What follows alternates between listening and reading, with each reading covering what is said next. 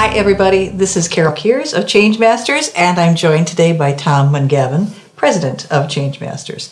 And what we're going to talk about today are mundane moments. We actually have a series of 23 mundane moments that we find can make or break your effectiveness in terms of your perception. So what we want to do is talk about each one and a little bit about how we would discuss this with a client. That's the whole purpose of this series, is to give you a bird's eye view of what our clients experience, the secrets of the coaching room at Change Masters, and our 25 plus years of experience of coaching executives in their leadership communication perspectives. So let's start with our first mundane moment. When we were beginning the whole journey of learning what constitutes authentic executive presence, as in our book, Seeing Yourself as Others Do, Authentic Executive Presence at Any Stage in Your Career, we had to sort through a lot of behaviors that created a perception of executive presence. Well, you remember this well. There wasn't much of a definition. There was no definition. That's we right. did lots of researching. We'll tell you later the story of exactly how we got to the whole executive presence thing. But what was fascinating is we started to look at what was one of the acid tests around how people perceived executive presence. One of them was this: how people received a compliment. And that's the mundane moment we want to talk about right now, is how do you take a compliment in? Do you joke it away? Do you awkwardly defer it? What's your reaction when someone gives you praise?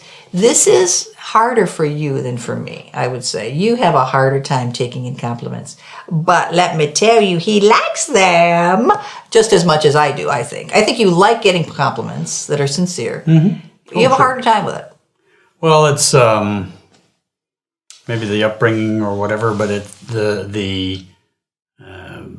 having attention call focused on me is... Even though you like it. I didn't like it. Yeah. It's just uncomfortable. Yeah, so what do you tend to do with compliments that doesn't work? Well, I really have to work at just sort of staying open to it.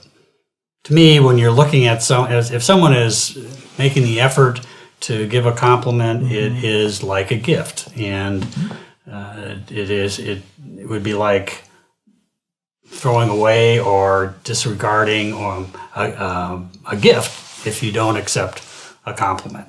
And many times, even if you don't think it's totally sincere, I recommend you unwrap the package.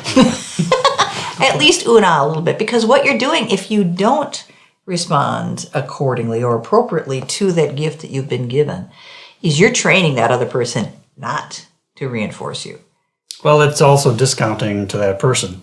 Not everybody is good at giving a compliment. So if you feel like they're giving a compliment and it's not sincere enough, it might be their delivery and not their intent. So don't assume because they aren't good at it that they don't mean it.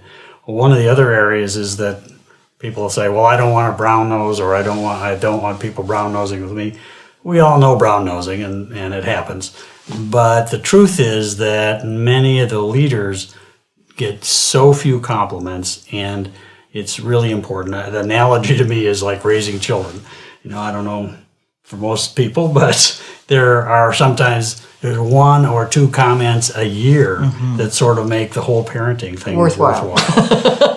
Make it worth all those difficult days. That's right. I actually worked with teenagers around the junior high. Yes. And someone said, "How can you work with this group?" And my reaction is, they're wonderful, they're inquisitive, as long as you never need them to say thank you. Not going to happen. They're very much in their own world. Chances of them saying thank you is pretty small. But at the same time, when they do, and they do sometimes, it's incredibly powerful. And being able to accept that graciously is incredibly important, both in that situation and if you're a leader in any organization. So let me build on that. You use the word graciously, and I think that gets us back to where we began around this whole area of why is this an acid test of executive presence? Yes. How you accept a compliment. It's because people know it is one of those crucible moments. It is the moment in which you can look really bad or really good, just like that. Big lever on this one. You can look really bad if you make a joke about it. Because again, you look bad, you make the other person look bad. You can look really bad if you are dismissive or ignore it. It's just rude. It's just bad form. So we know that this is an acid test because it's one of those emotional moments where you're very exposed. Your emotions are actually quite close to the surface when you're getting a compliment, and that's usually why you react in a way that's inappropriate. You're embarrassed. I think we should give them a really good script to use in that situation. And what would that be, Mr. Mungavin? Thank you. That's your core backup. If you can say nothing else, look at the person and say thank you. Line 2, that really means a lot coming from you. If you can honestly say that makes a big difference to that other person. And then you can, if you want to take it to the third tier, tell them why it makes a big difference coming from them. Because I know how much you know about this subject. Might be a particular line that you could use. But whatever it is, you know what? Grow up. Take praise graciously.